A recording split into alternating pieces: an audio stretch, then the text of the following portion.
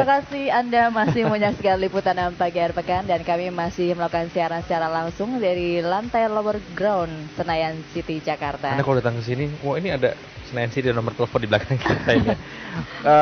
Kolamnya menyenangkan begitu, pemandangan indah. Ini kalau pergi ke Beijing, Cina, bisa juga nemu yang lebih indah lagi karena memang bukan kolam buatan, ini danau yang ada di Istana Summer Palace, kemudian berkunjung ke Temple of Heaven, dan di kota Beijingnya sendiri berkunjung ke lapangan Tiananmen dan kota terlarang. Ini semua dilakukan oleh David Silahui, tapi spesial karena pada saat musim dingin, bukan di hari biasa. Nah, karena kita mau ngomongin segmen akhir pekan, yaitu segmen ngubek-ngubek, di mana kita akan ajak Anda untuk jalan-jalan. Kali ini kita akan menuju ke Beijing, Cina. Di sana ada wisata apa aja tadi? Itu tadi, bisa ngubek-ngubek ala musim dingin itu tempatnya cukup dekat-dekat saja, tapi ini beda karena musim dingin. Nah, gitu. kalau ini kita punya masalah dengan budget gimana? Sepertinya David Silahui punya solusinya. Cari yang murah, tiketnya cari travel yang murah juga. Karena Cina bukan negara yang berbahasa Inggris. Kalau nggak mau nekat begitu, ikutlah travel begitu. Tapi jadi yang harus nekat ya? Agak-agak nekat sedikit. Langsung kita lihat liputan David Silahui berikut ini di segmen ngubek-ngubek.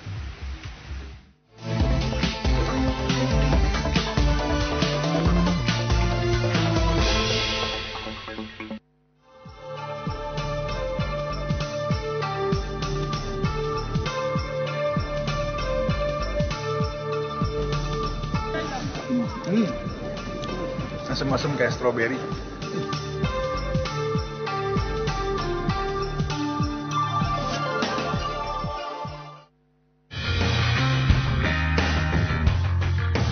Banyak yang mengira bahwa perjalanan ke negeri tirai bambu Cina akan memakan banyak biaya. Percaya atau tidak, ternyata ada cara melancong ke Cina yang bisa didapat dengan biaya murah. Sebagian dari Anda pasti sudah paham caranya. Pertama, kita harus membeli tiket pesawat dengan harga promosi, baik di biro perjalanan maupun di internet, kapanpun tanggalnya, dan jauh hari sebelumnya. Kedua, paket perjalanan dapat memberikan harga miring, namun layanan tetap prima. Melancong dengan menggunakan biro perjalanan negeri yang tak familiar berbahasa Inggris, sah-sah saja, masih bisa disiasati untuk ngubek kawasan wisata sesuai rencana kita. Nah, sekarang waktunya pembuktian. Ayolah, kita berangkat.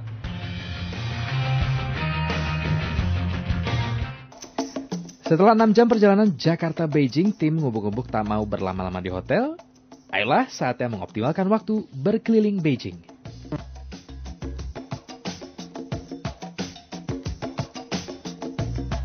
Berwisata di kota Beijing, Cina, harus memilih dengan bijak lokasi-lokasi wisata mana yang harus kita datangi.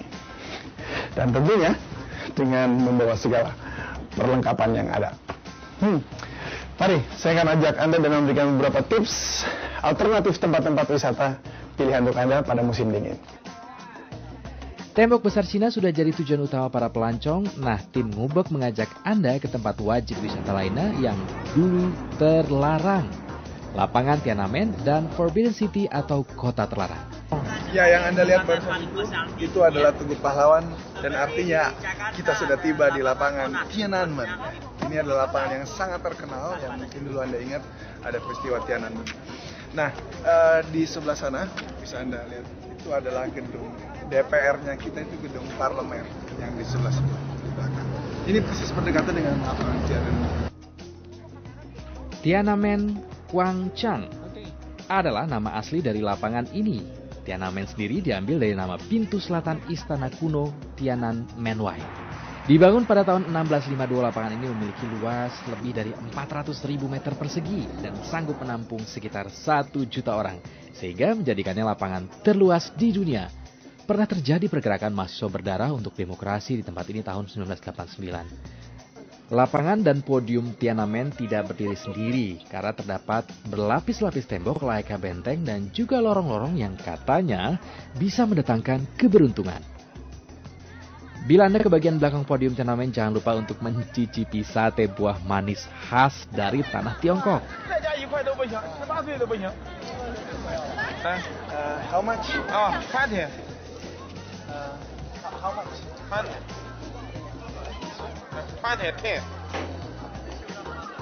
Ini ada problem bahasa sedikit. Bahasa Tarzan berperan penting di sini. Kendala komunikasi jadi tantangan sekaligus hiburan tersendiri. salah satu makanan favorit yang dijual di lapangan Tiananmen ini ternyata adalah sate buah-buahan ini. Ini sate yang asam, buah yang asam tapi luarnya dikasih ada lapisan gula tuh. Katanya begitu, tapi sekarang saya mau coba.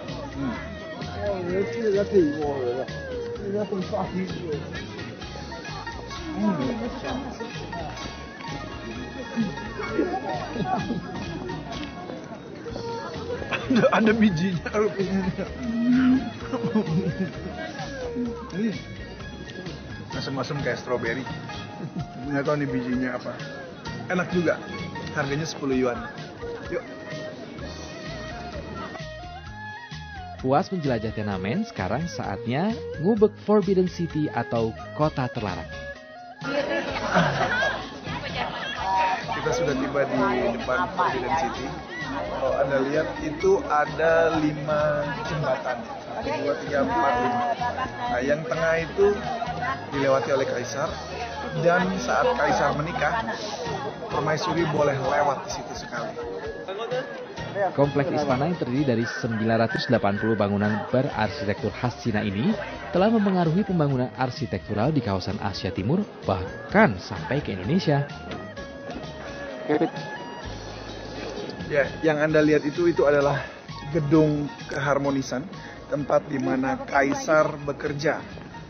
Nah, kalau kaisar bekerja di situ, saudara tahu di mana tempat menteri-menterinya menantikan kaisar? Di lapangan ini. Mereka harus berlutut di sini dan dengan kepala tertunduk, menunggu sampai bila mana kaisar memanggil mereka untuk suatu kepentingan tertentu. Wah, nggak kebayang ya apa jadinya para menteri yang harus menunggu kaisar di lapangan ini saat musim dingin seperti sekarang, -5 derajat. Sekarang kita mengintip sedikit tahta kaisar. Wah, struktur bangunannya ternyata dilapisi emas serta warna yang cerah. Sayangnya kita hanya bisa melihatnya dari luar. Dan sekarang kita sampai di bagian akhir kota terlarang ini. Taman buatan yang dibangun oleh kaisar untuk berjalan-jalan bersama keluarga serta selirnya. Ya, ini adalah taman buatan yang dibuat khusus untuk para selir raja dan juga permaisuri berjalan-jalan dan dapat ya hiburan lah. Dan sesekali kaisar juga berjalan-jalan di sini bersama dengan mereka.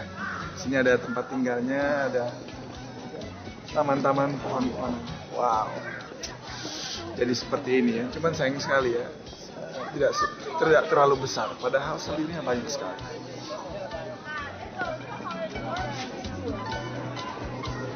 Ya, tentunya tak akan muat jika kaisar berjalan berbarengan dengan seluruh selir yang ternyata mencapai 3.000 orang.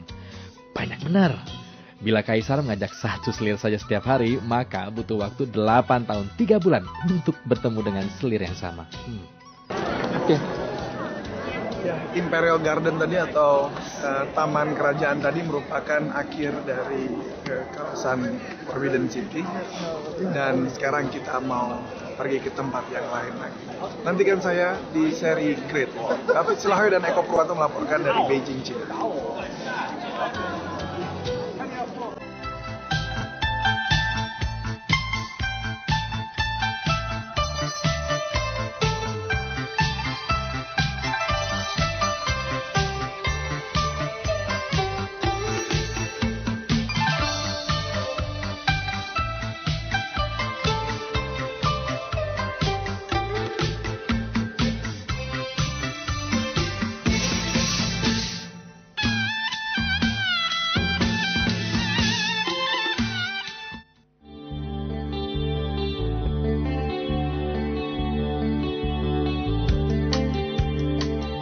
Ayolah, sebelumnya tim ngubek-ngubek Beijing sudah mengajak Anda menjelajah lapangan Tiananmen dan kota terlarang. Sekarang, bus para pelancong ini meluncur ke tempat yang jadi modal buat menuntaskan daftar ngubek di Beijing. Tempat makan. Bersantap dengan aroma yang sangat menggoda resep khas Cina, apalagi ditambah dengan kari ayam khas India namun tetap dimasak bergaya Cina. Top ini. Nah, habis dari sini, saya dengan teman-teman yang ada di grup ini di grup Teenage kita akan pergi ke Temple of Heaven, tempat di mana para kaisar berdoa kepada langit untuk memohon good harvest yang saat ini sedang kita makan. Ayolah, saatnya mengunjungi target melancong Beijing berikutnya.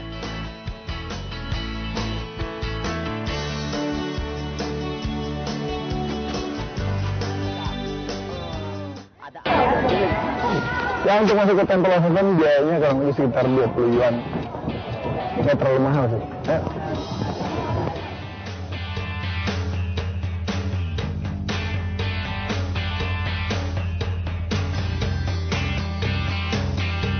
Para lansia ini bukan sedang mengantri tiket, tapi mereka sedang bermain kartu di Temple of Heaven. Ini adalah salah satu program pemerintah Cina mewajibkan lansia untuk terus bergembira, sehat, dan panjang umur dalam komunitas di kuil ini.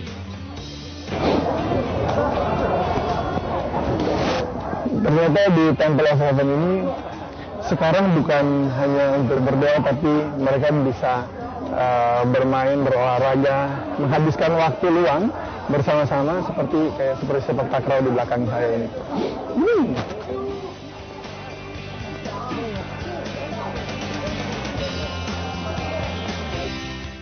Bermain takraw adalah salah satu cara lain menghangatkan tubuh di tengah udara yang dingin ala Temple of Heaven. Warga setempat biasa saja, sementara tangan dan wajah saya rasanya membeku.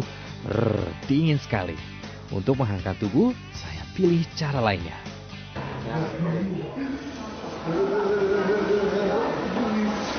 Dingin sekali. Dan ini salah satu tips bagaimana untuk mengakali kedinginan, karena tadi tangan saya udah kaku banget. Jadi cari aja WC, toilet yang ada ini nih, hand dryer, lumayan bisa nolong.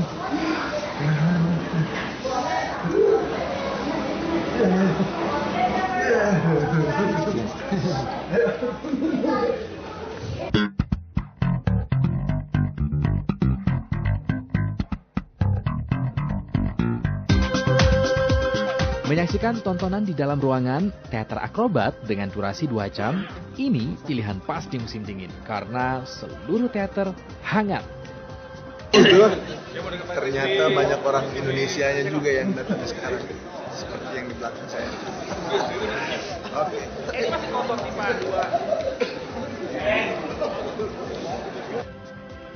Bukan teater sembarangan, tapi teater akrobatik. Tak hanya akrobat tali, tapi juga menggunakan motor dengan kecepatan tinggi.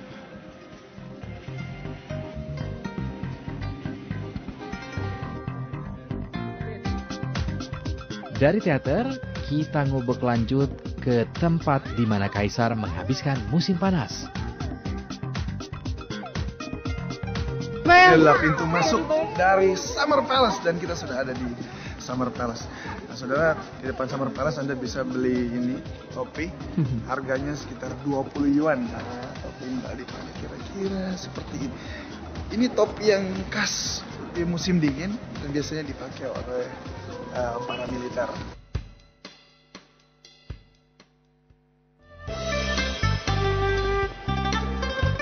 Berwisata ke tembok Cina di musim dingin adalah pengalaman yang sangat menantang.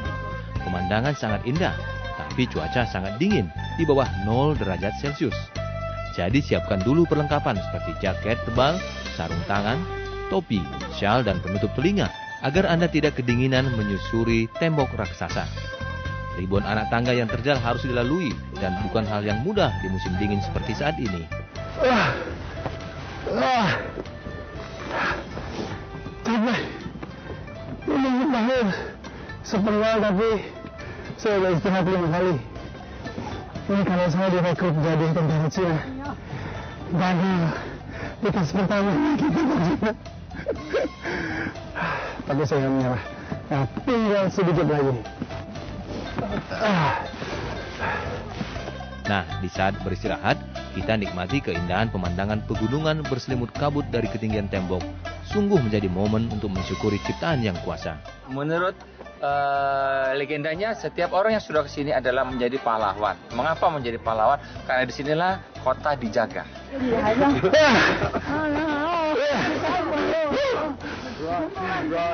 Saya tidak. Tapi paling tidak sesuai menjadi pahlawan. Yes. Nabi Silahowitz dan Eko Purwanto melaporkan dari Beijing, Cina.